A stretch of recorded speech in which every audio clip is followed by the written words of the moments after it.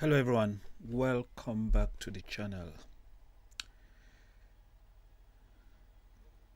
I hope we are all doing well. Sorry I'm coming late with this live stream, but they usually say it's better to be late than never. So I am here so that we can talk about Global Korean Government Scholarship, the scholarship that is offered by the South Korean government. I guess whatever I would say online here might be able to help one or two people who are interested in studying in South Korea for free. What is the Global Korean Government Scholarship all about? Let me talk about it again. It's a scholarship that is offered by the South Korean government to international students to study in South Korea, to either do a master, a PhD, or an undergraduate degree program in South Korea. But the scholarship also gives you an opportunity to do a 1-year Korean language program for free. It is fully covered by the South Korean government. You are expected to learn Korean language for 1 year and then obtain at least topic level 3 before you can then proceed to commence your degree program. If you're going to study an undergraduate degree, you must make sure you obtain at least topic level 3. Topic TOPIK is test of proficiency in Korean language. It is a test that is offered by Korean government to foreign students to test their language ability in Korean language. So immediately you would finish your degree program, immediately you would finish learning Korean language, you would have to take topic and then obtain a topic score, and then you would have to submit that topic score to the Korean university where you're supposed to do either your undergraduate, master, or PhD before then will then allow you to proceed to do your degree program. So you must make sure you obtain at least topic level 3 before you can then proceed to do your degree program if you happen to succeed in the scholarship application process. It is important for me to indicate again here that there are 2 tracks. The first track is embassy track. Embassy track means you have to apply through a Korean embassy in your home country. If it happens that you do not have a Korean embassy in your home country but you are eligible for the scholarship, which means your country is among the countries that is eligible to apply through embassy track, then you would have to apply through the nearest country embassy. Like for example, let's just take an example for those who are from Nigeria. If it happens that Ghana is not on the list, or Ghana does not have a Korean embassy, then they would have to apply through Korean embassy or cultural center in Nigeria. So for those countries, for example, I know Botswana does not have a Korean embassy. In that case, they would have to apply through South Africa. And then there are some countries that are not eligible for both embassy or university track. In that case, they would have to apply through the UIC, that's University Industry Corporation track. So that's it for embassy track. Embassy track simply means you apply through your home embassy. But if it happens that you do not have a home embassy, you apply through the nearest country embassy, like the country that you share a border with. If they have a Korean embassy, that's where you would deposit your application. And then there is the university track. University track means you would apply directly to the Korean university that has a major that you're interested in doing, either a bachelor's degree, master, or a PhD. I always say it, though in September we are going to begin applying for the South Korean Global Korean Government Scholarship for bachelor's degree students. So if you are thinking about doing a bachelor's degree in South Korea, it doesn't matter, be it arts or science, this September they would launch the scholarship for bachelor's degree students, that's undergraduate students. And it is very important for you to begin getting your documents. Actually, you're supposed to make sure that you already have your birth certificate. That's the document that is going to confirm your nationality, and then you're also supposed to make sure you've already authenticated your your high school transcript and your high school graduation certificate. It's very important that you make sure your graduation certificate carries a date. It can be a specific date or a specific month of graduation. It's very important.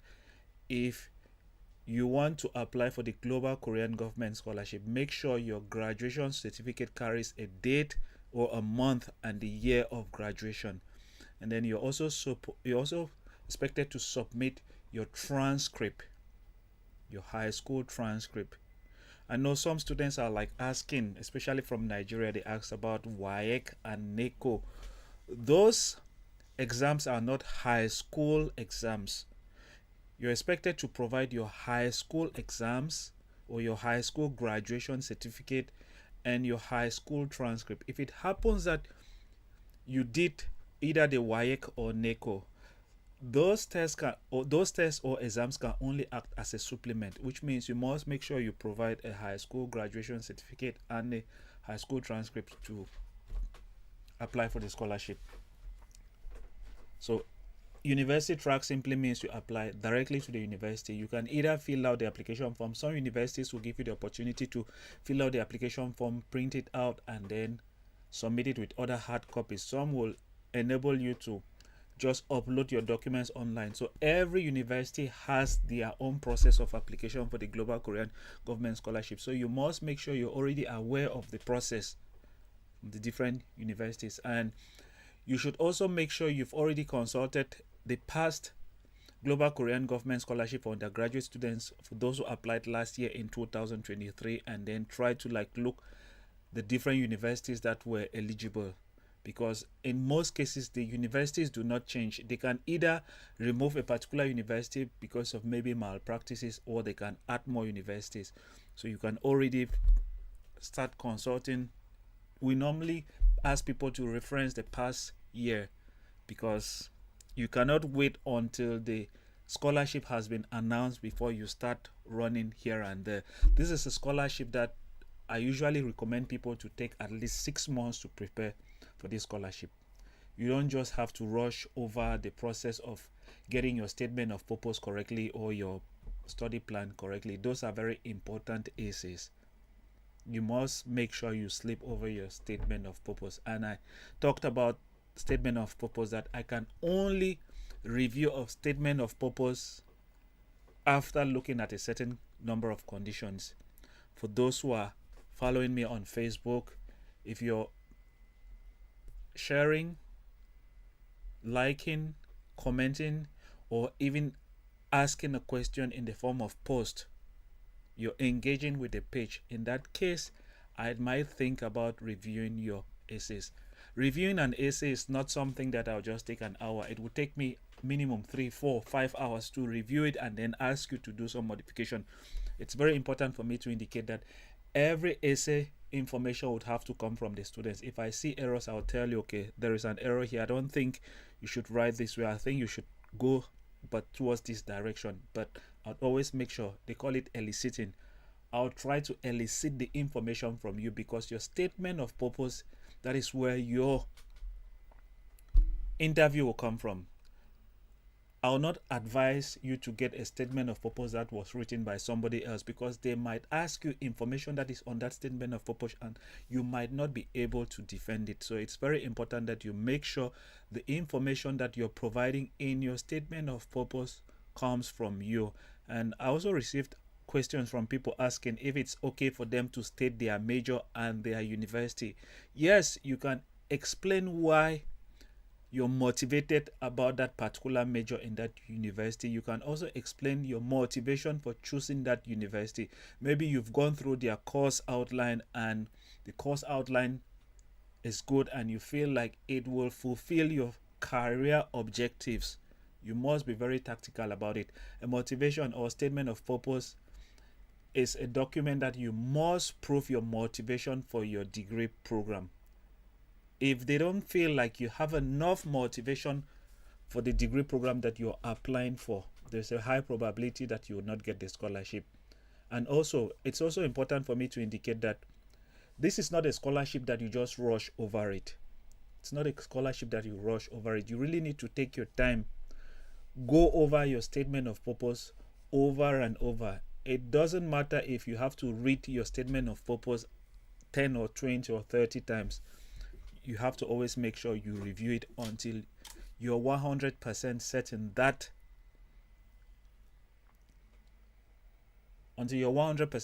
that it is satisfactory. It's very important. Don't rush over the application process for the Global Korean Government Scholarship. That being said, there are certain things that I want to mention because it feels like a lot of people do not still know where they can get the different forms. It's very important that you know that the only area where you can get the different application forms is on this website.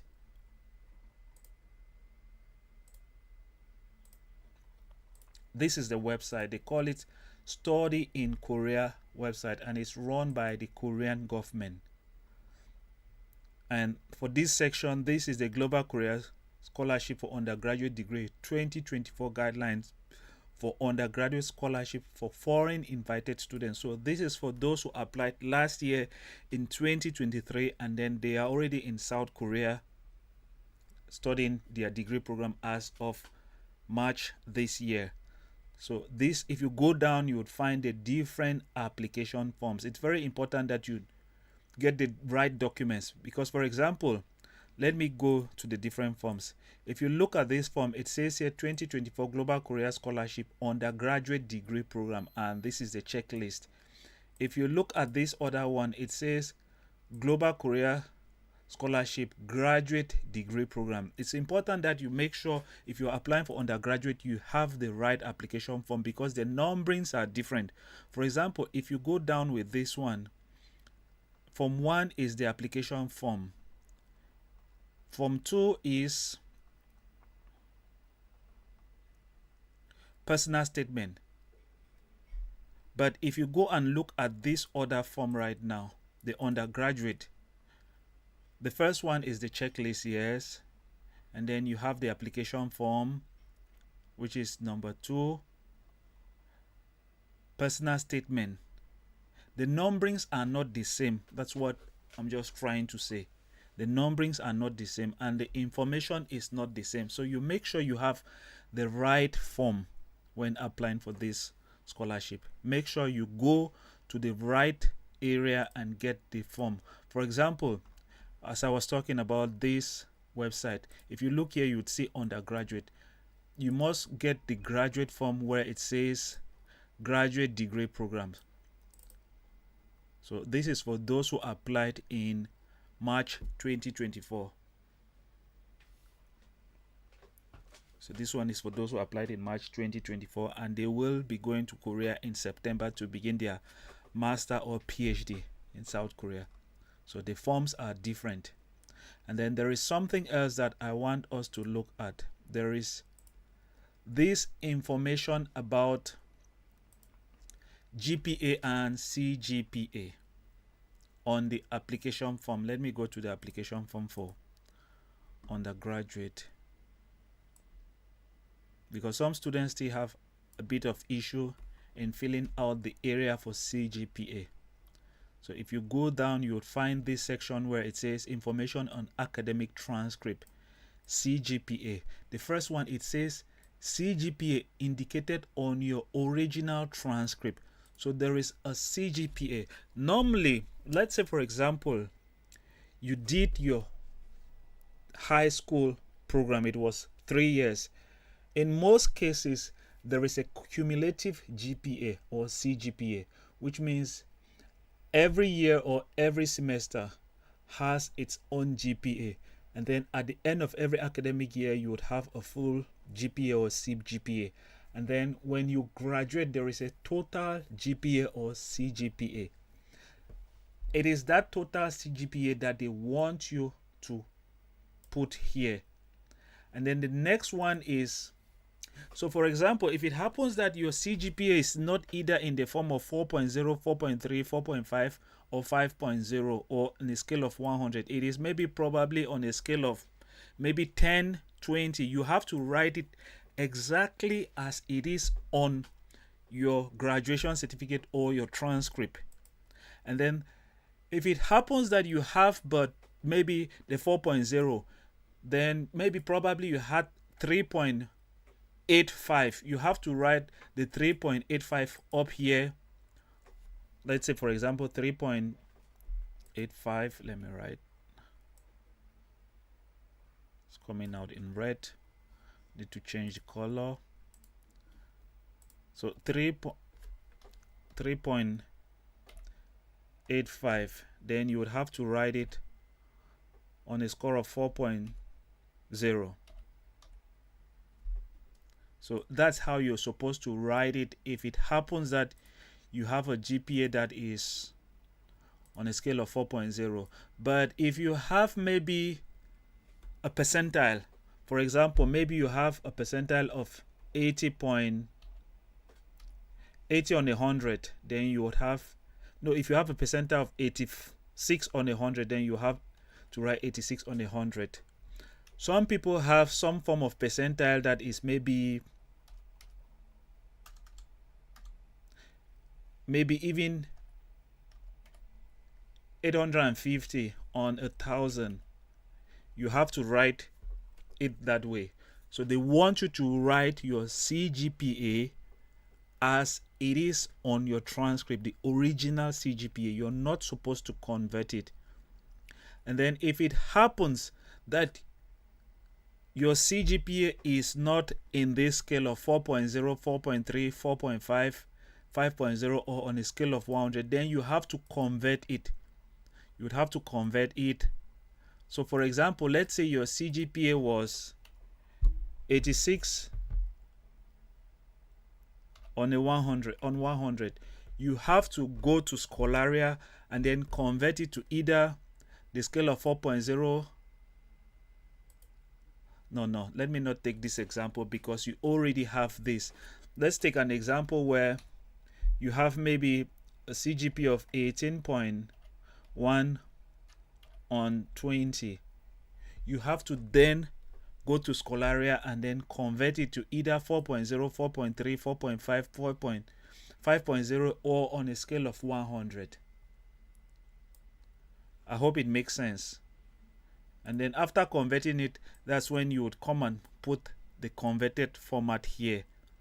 And then you're also expected, as it says here, if your transcript does not have score percentile, refer to the appendix. So let's say, for example, if you've converted an easy way, let's say if you've converted your CGPA and it's maybe 3.81 on 4.0,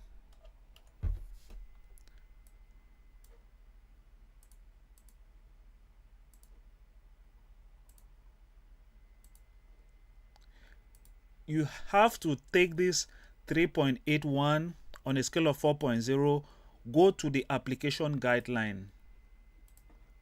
The application guideline is down here, and then go to the section where it says 4.0, and then look for the 3.81. So 3.81 will fall in this area between 3.80 and 3.83. So the percentile is 96. You would have to go to that form and then write 96 here. I hope it's understandable. There are other complex grading systems in different countries. I have another video on my channel. I'll provide a link down in the description on CGPA. And then I would also make another video on how to go about converting your CGPA or your GPA or whatever score you have. But you would have to do it by yourself. It will be under very special circumstances where I'll consider doing it for any student, because I prefer to elicit it. I prefer to make the students try to think, try to watch other videos, and then try to convert it by themselves. It will be under very exceptional cases for me to consider doing it for any student, because this is not science fiction. It's very easy for you to convert your GPA. For example, let's say, for example, there is a GPA that is on a scale of maybe even on 1,000, and then a student has maybe 860 on 1,000. It's very simple for you to convert this. All you can do is come here, remove 0, and then remove another 0. You've brought it down to 100. There are websites where you can go about converting it.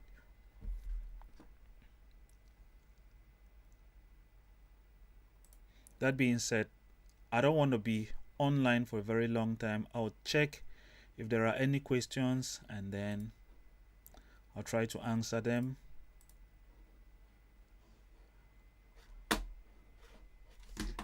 From there, I'll end this live stream.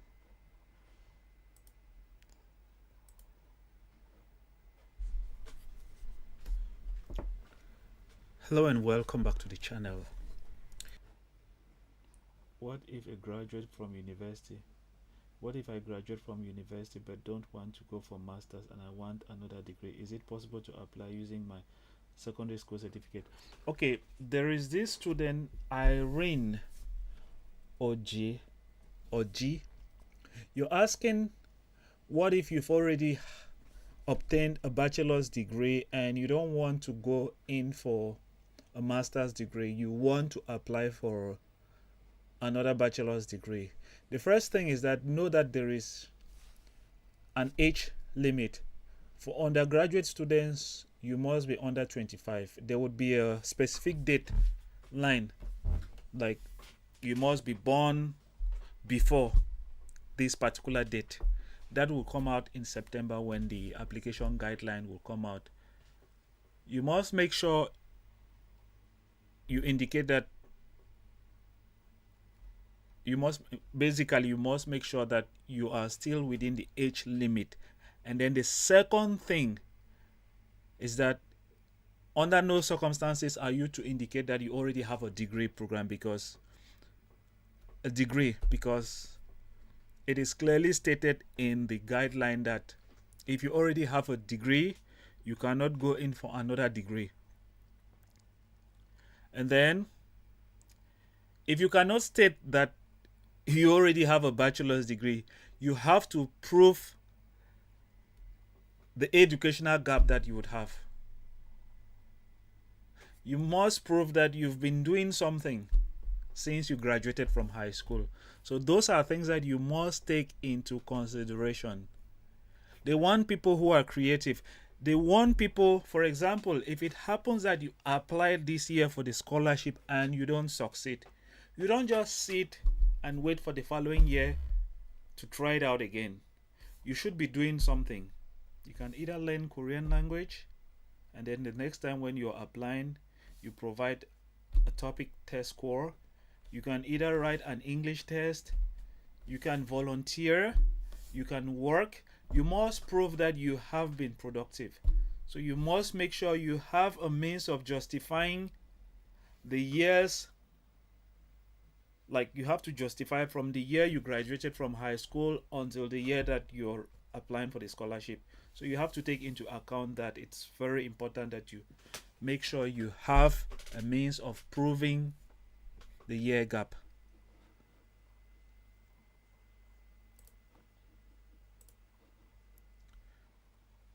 Okay, let me see if there's any other question.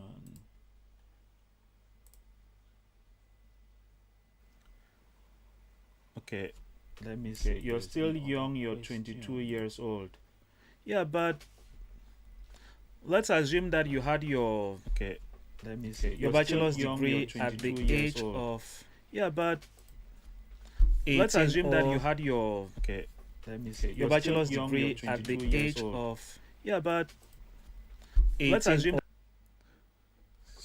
let's assume that you had your bachelor's degree at the age of 16, 17 or 18. No, you graduated from high school at the age of 16, 17 or 18. and then now you're 22 years old. I am assuming that a bachelor's degree is 4 years of studies. Do you have a way of justifying those 4 years? Because, like I said, you cannot say that you've already obtained a bachelor's degree, because that will be a room for you to be disqualified. The scholarship is not for those who've already obtained a bachelor's degree. The scholarship is for those who want to obtain a bachelor's degree. Those who graduated from high school are in need of a scholarship to continue with their degree program. So if you already have a degree program, what is the purpose of you wanting another degree? So you have to think about that. So you cannot indicate that you already had a bachelor's degree. But if it happens that you have an associate degree, which is not a full degree, in that case, you can then apply to do a full bachelor's degree. That is fine. So you're still young, you're 22 years old, you already have a bachelor's degree, you want to do another bachelor's degree, you have to make sure you look for a means to justify that year gap.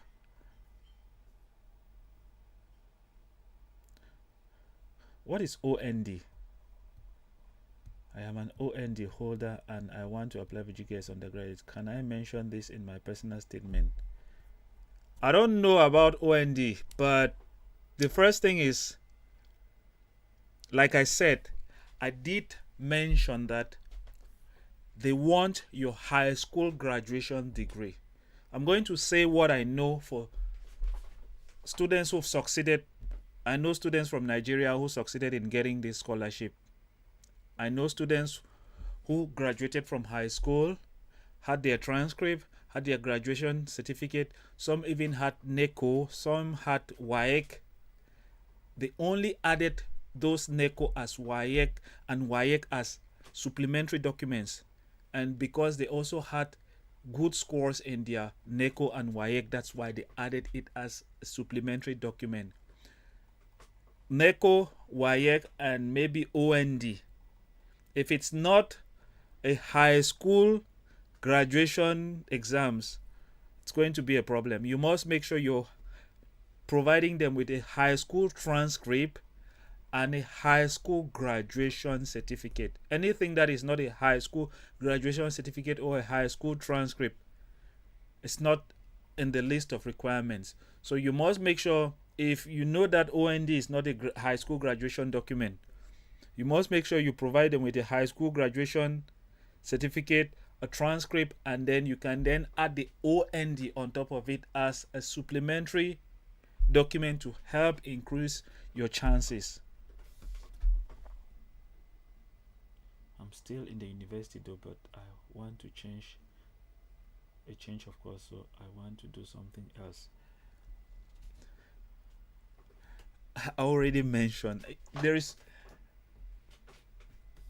if you are doing your degree program, you cannot mention that you are doing a degree program, especially if you're already maybe in the second or third year. Ordinary national diploma.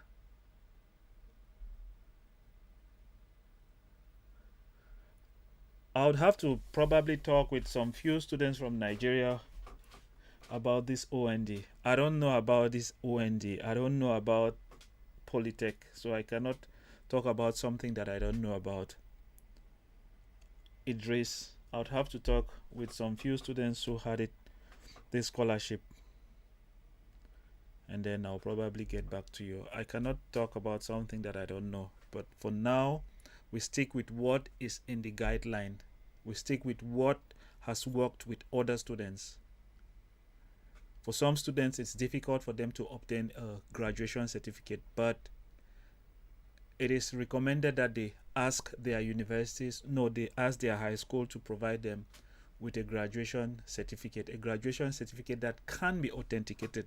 You don't just ask your school to get you a graduation certificate that cannot be authenticated. Authenticated simply means you prove that it's not fake, and it can only be proven that it's not fake by making sure you make an affidavit for those who are from Nigeria, and then you go to your Ministry of Education, your Ministry of Foreign Affairs, and then you go to your Ministry of, I think you end at South Korean Culture Center, because I guess Nigeria has but a cultural center. I don't know if they have an embassy, but they have a cultural center. That's where you would receive a stamp behind your document, a consular stamp behind your document. All of these processes will require you to spend a bit of money. And then as far as submission is concerned, you also have to contact the embassy, because every embassy has their rules. Some embassy might say that you cannot go to the embassy in person. They would want you to post. So you have to verify with your local embassy or the receiving institution that is receiving the documents. If it's the Korean Cultural Center in, I think, Abuja, then you have to ask them, let them tell you how you go about submitting your documents.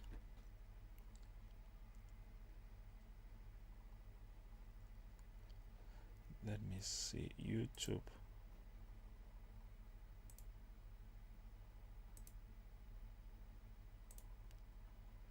GKS is not something that you can talk about it in a single day.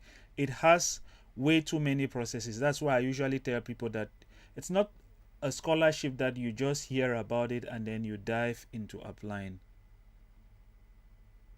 You cannot just hear about GKS today and then it is expected to begin in September and then you hurry up and then apply and succeed.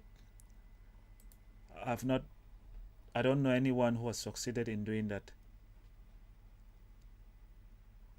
It requires you to take your time. Give yourself at least 6 months. Start with your essays.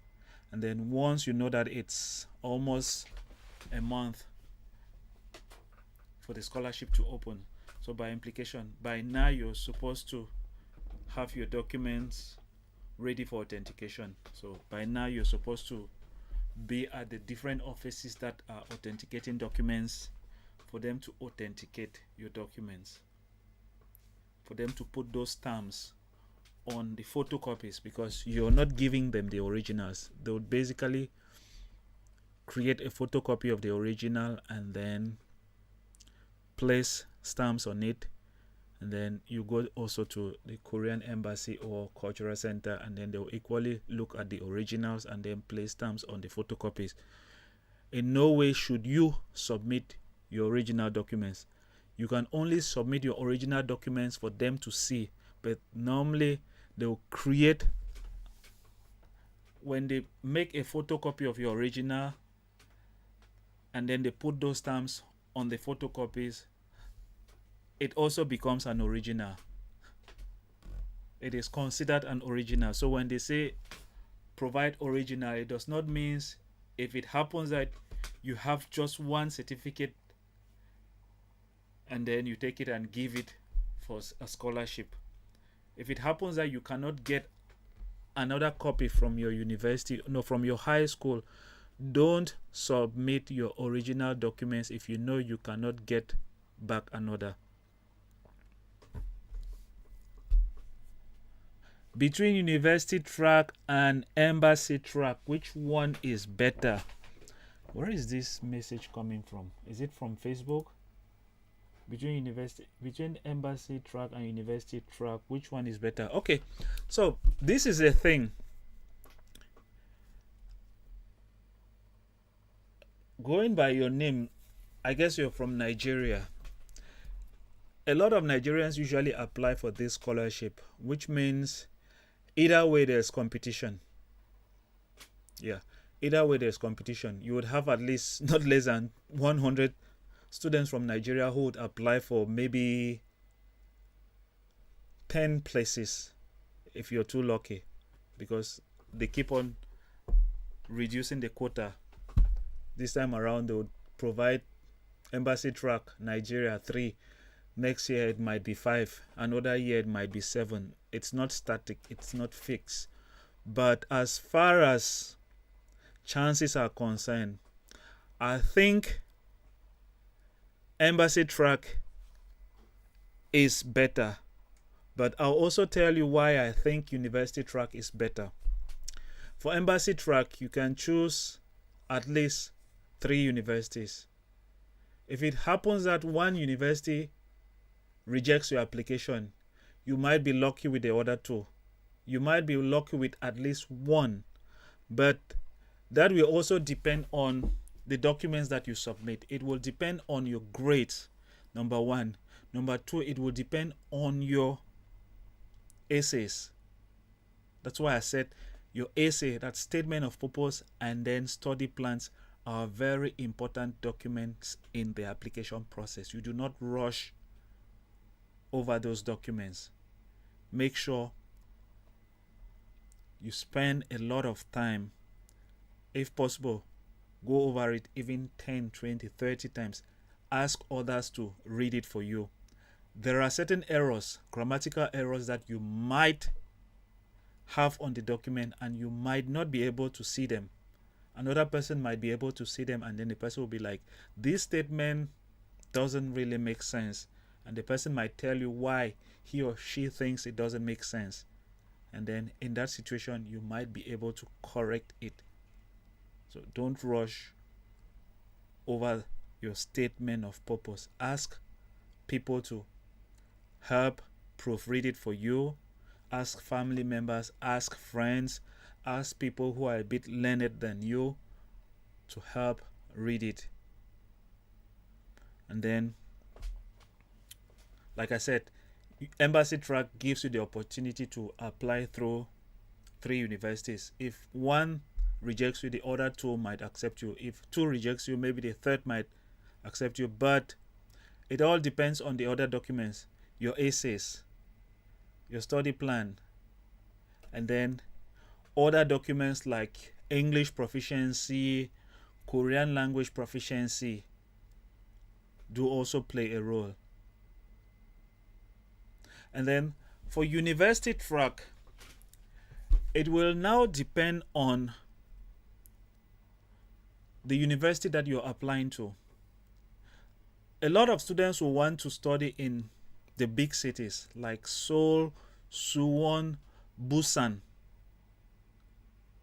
Those are big cities in Korea.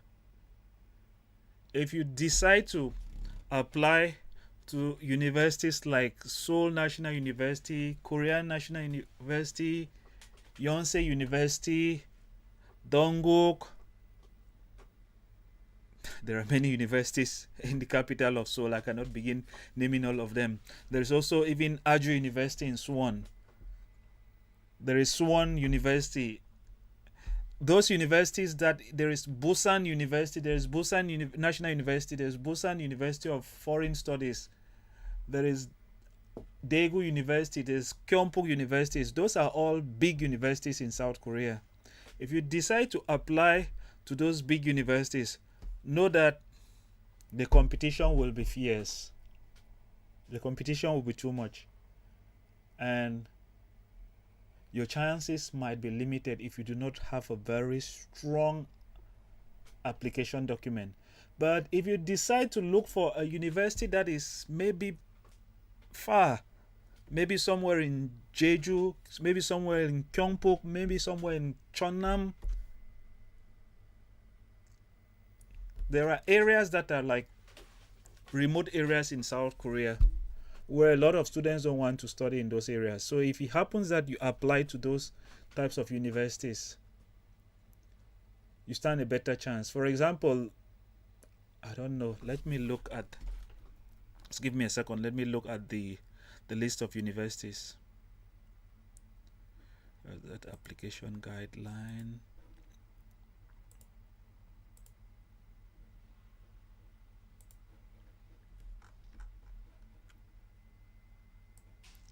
So if you happen to apply to a university that has a lot of applicants, it means there will be competition. That's basically what I'm trying to say here. So if you look at this, there is type A. Type A mostly has universities that are very competitive, and then there is type B. Some of them are regional universities. Most of the universities on type B are regional universities. For example, a university like Jose National University, it is a national university, but very few people do apply to these types of universities. There is Simyong, there is Sunmun. There are some universities in South Korea where a lot of students do not even. There is also Dongso. There is Gyeongsan is a national university. I would advise that you avoid national universities also, if you want to increase your chances. So if it happens that you apply to a university, it's difficult to also know which university does not have a lot of applicants. But if you decide to apply to a university that does not have a lot of applicants, you stand a chance because you will not have competition. That's basically how it works with university track. But for embassy track, the only way you would have a chance is that you are applying to 3 different universities, and then you must make sure you have a very good application. You must also make sure you ace your embassy application, because if you succeed in going through the document screening phase, you must also make sure you succeed in your interview. And the secret with interview is that learn Korean language. Try to give them an impression that you're interested in the culture. The culture is Korean language. There are basic things like greetings, annyeonghaseyo. There are some basic. For those who've been learning Korean language, you can, in the process of doing your interview, introduce some Korean words to impress. Koreans like when they are impressed. So that's it about which track is better. It all depends on a certain factors for university track and also a certain factors for embassy track. Embassy track, you have up to 3 universities. University track, you look for universities that are not very competitive. Don't go for national universities. Don't go for universities that are in the big cities, because everybody wants to go to Seoul. Unless you're 100% very confident in your application, then you can go and apply to study in Seoul National University, Korea National University, Yonsei University, Dongguk University, Ewa Women University.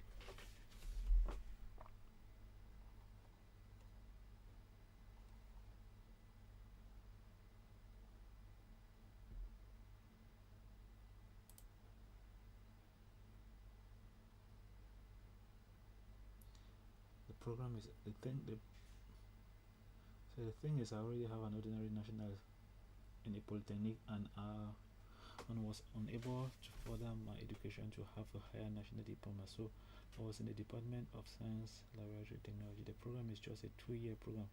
So I want to apply for the GKS, and I don't want to go to that for that same course. I wanted to go for a nursing program, but my cutoff mark was not up to the program.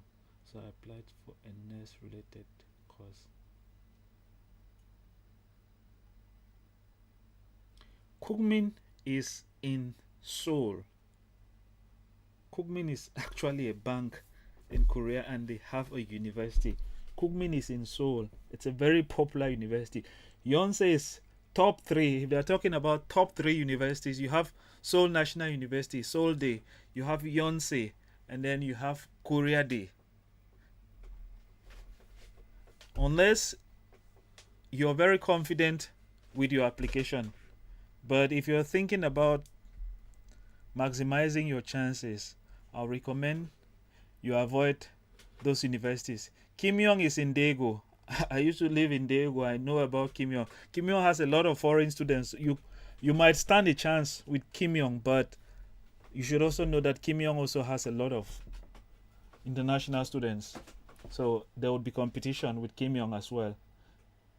Someone you might stand a chance.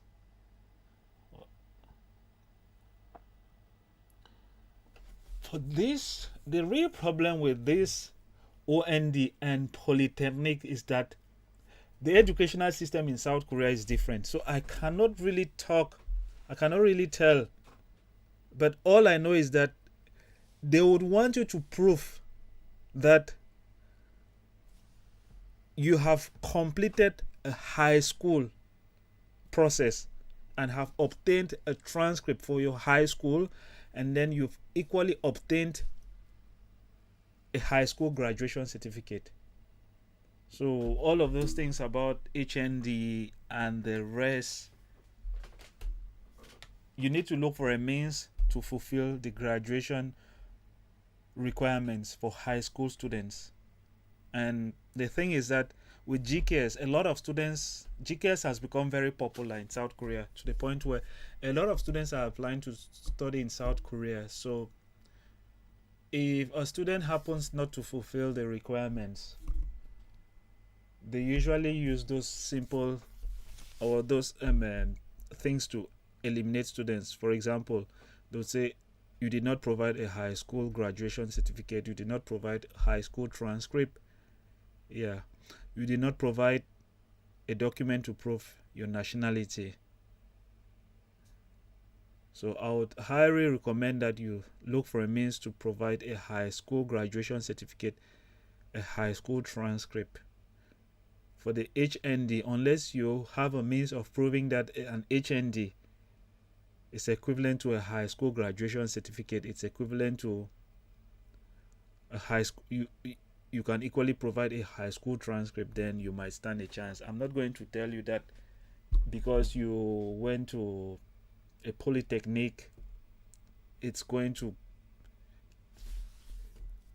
make it easy for you in the application process. Per child is also okay, but like I said, it's a scholarship. You do your best to maximize your chances. If you have your high school transcript and high school graduation certificate, that's good. Also, make sure your high school graduation certificate has a date or a month of graduation and the year of graduation. Let me check on YouTube if we have any comments coming on YouTube.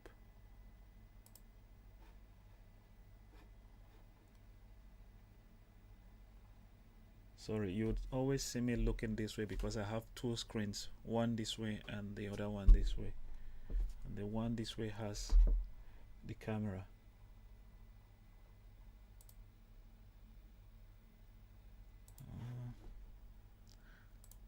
I don't think we have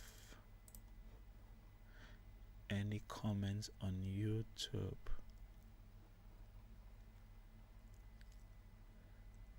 For the student with the polytechnic, I'll need to verify with other students who've recently graduated, but I don't know of any student who was able to apply with an HND and was able to obtain it.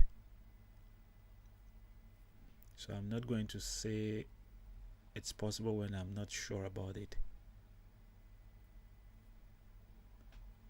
That being said, I should end the video here, and then I'll probably see you next Sunday, or maybe I'll come up spontaneously if there is something to talk about. For those, there is another way for the student who is talking about HND. If GKS is a bit complicated, some universities might accept HND. Some universities might accept HND. So, like for example, you did something that is good, laboratory science stuff. Universities like KAIST might be able to take you. So you should probably consider applying for KAIST scholarship, maybe even GIST, that's Gyeongbu Institute of Science and Technology scholarship, maybe the GIST Daegu Gwangju Institute of Science and Technology scholarship. The only thing is that the scholarship benefits are not as heavy as that which is offered by the Global Korean Government Scholarship. But if the aim is for you to obtain a degree in South Korea, I'll recommend you also consider going through that route, not necessarily through GKS. I was told that if I have any experience in my chosen field of study, which is in medicine or nursing, I might get a chance. I cannot tell you that you can get a chance. That person should be able to tell you that, okay, I know this person who actually was in the same situation as you and the person succeeded. That's how we do it. There's one guy from Nigeria who had it, his GKS, and he's already in South Korea. I'll try to book a live session with him, and then maybe he might have an idea about some of these things.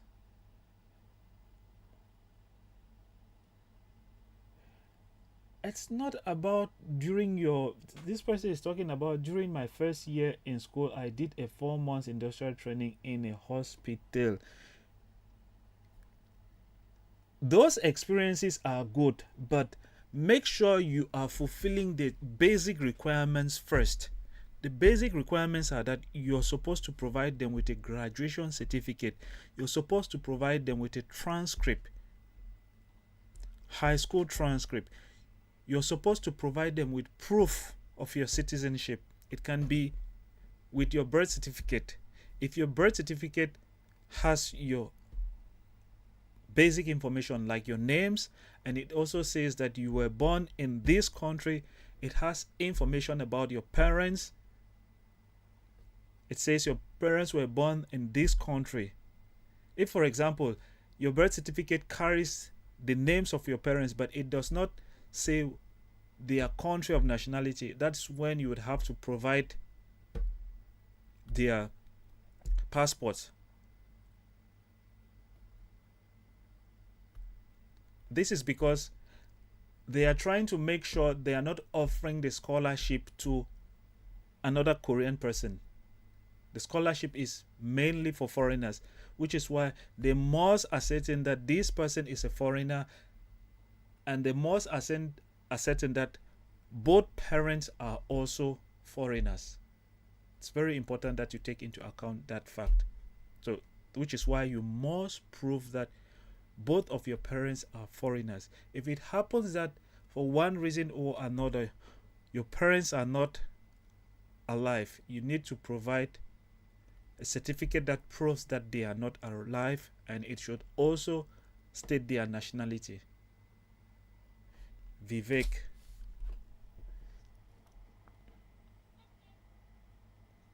If you don't have an international passport, the first document is not an international passport to prove your nationality. If you're talking about proving your nationality, the first document that you would have to prove your nationality with is your birth certificate. So don't skip and go to the passport.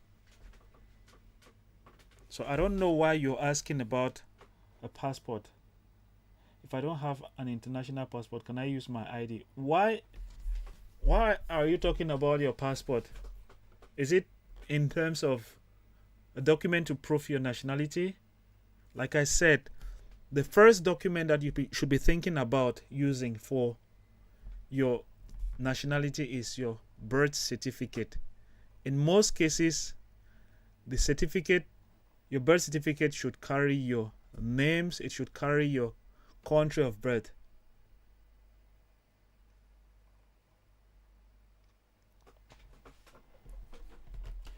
For passport, some universities might insist that you provide a passport. Some might request the passport when you have already succeeded in the scholarship, but I'll recommend that you get a passport.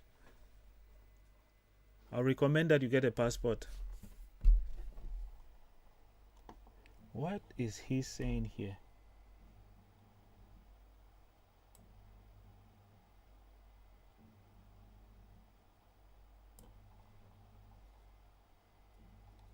What about universities like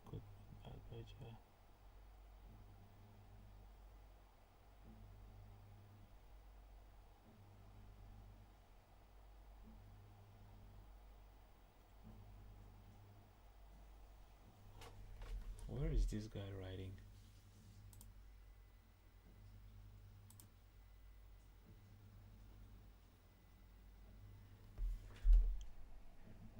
No, if mentioning this in my personal statement would disqualify me. Somebody's talking about personal statement. I cannot really see it.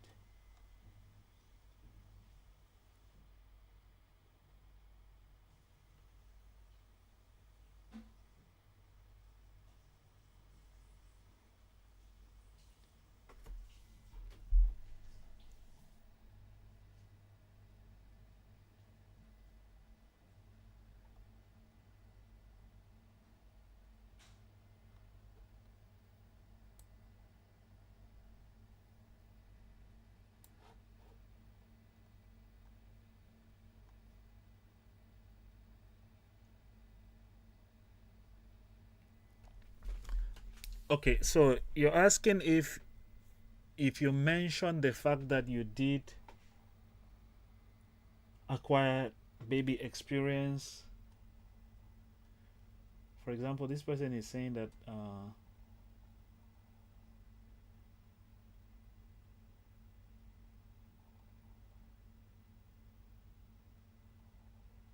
so I'm just asking,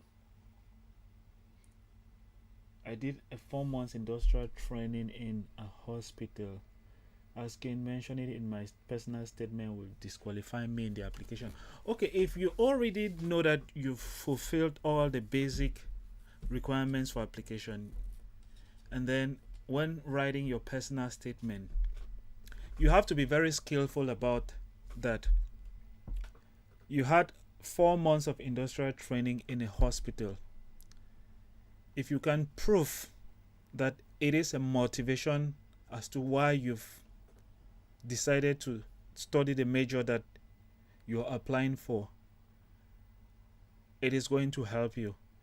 You cannot just mention it, but mention it in such a way that it should be a motivating factor for your major that you're applying for. If you mention something in your personal statement that does not actually tie with your degree program that you're applying for, it's not going to help you in any way.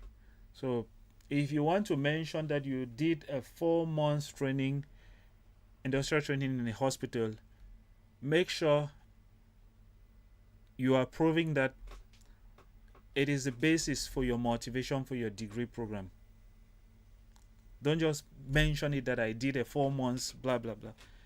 Mention it and then explain in detail how you think that has been part of the motivation as to why you're applying for the degree program. You can mention anything, but don't just mention it in the passing. Explain, tell us how it has been a motivating factor for you applying for the degree program that you're applying for, because it's very important that you show motivation for your degree program, because they don't want people who are not motivated with the degree program that they are applying for, because some students go to South Korea and then they abandon their studies. They don't want to give a scholarship to somebody who would go to South Korea and then, for example, some people might become homesick, they might miss their family, and then they might one day pack their bag and they're like, I'm going back to my country. They don't want to start sponsoring somebody and then the person abandons their degree program and then go back to their home country, which is why they would always ask, if you go to Korea and you're homesick, what will you do? They'll ask you some of those questions in your interview. So you must really show that you're really determined to begin your degree program and then take it to the logical end. You must really show that, prove to them that you're interested in learning Korean language, Korean culture, because most of the undergraduate degree programs in some universities, the full program is in Korean language.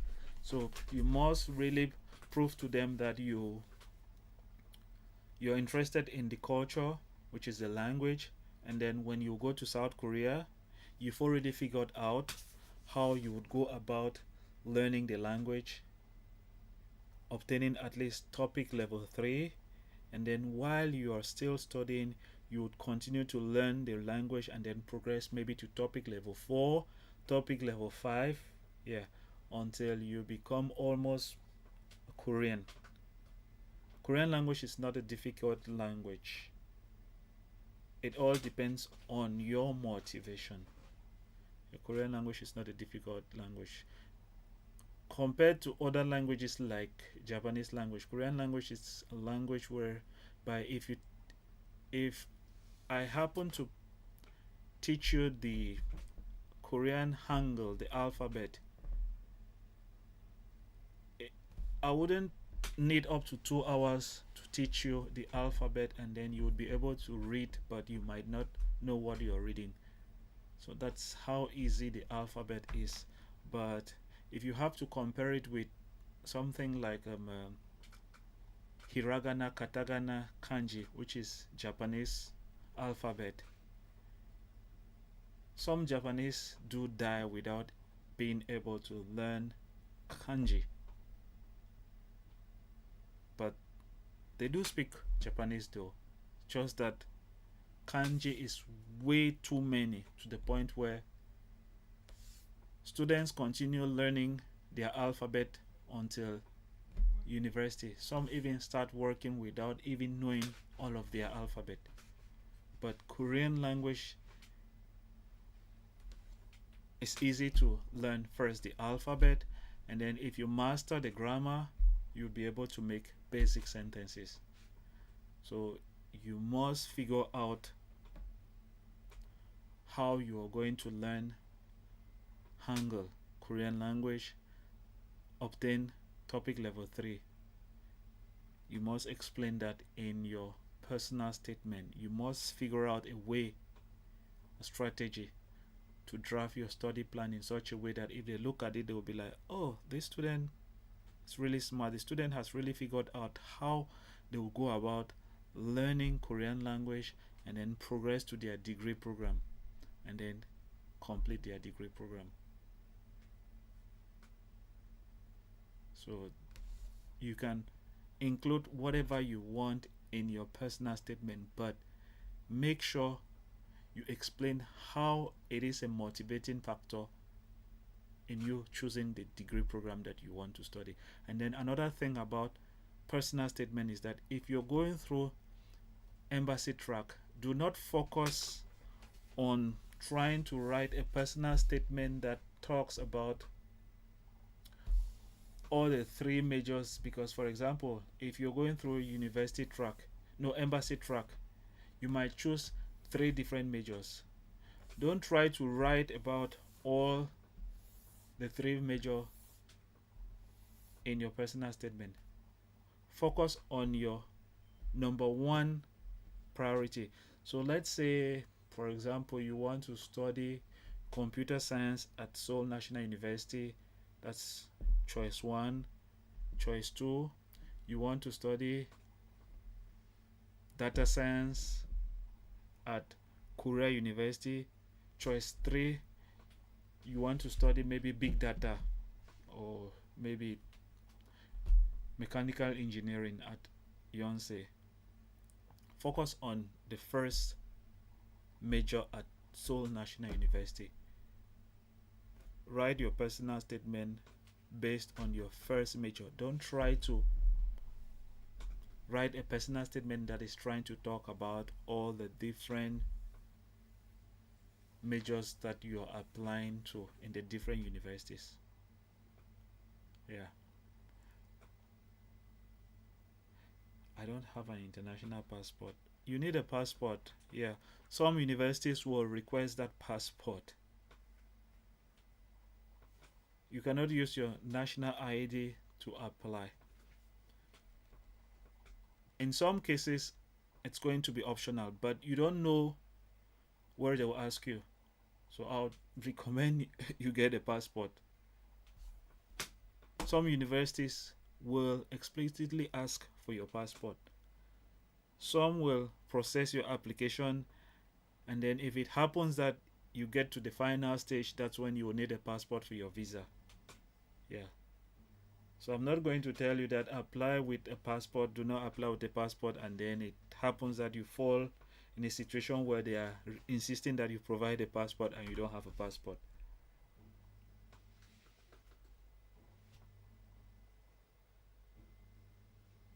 Because I know the problem is always money. You're thinking now that, okay, if I should go and spend money and make a passport and then I don't get the scholarship, I don't get the visa, that would be a waste of money. But there are way too many other scholarships around the world that you can also try. Just get the passport, and then that's why I usually tell people that GKS in South Korea is not the only scholarship. On my channel there are other scholarships for international students. There is AMA Plus. South Korea has a lot of private organizations that offer scholarships. You just need to be ready to apply. It takes time and money to apply, but if you're very determined, you don't need to go to South Korea only through Korean government scholarship. There is Samsung Global Scholarship. Seoul National University has way too many other scholarships for international students.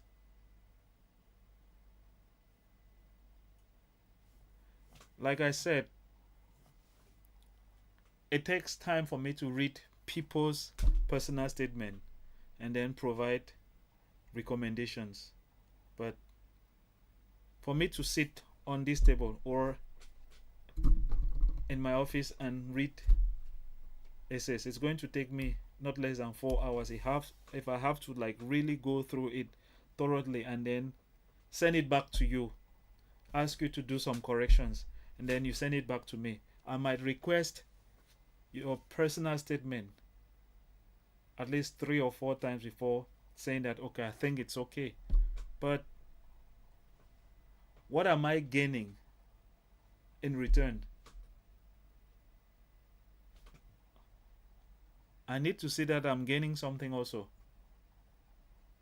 I provide content on YouTube, Facebook, Instagram. People don't share, people don't like. Some people like, they don't share so that it can reach others. Yeah.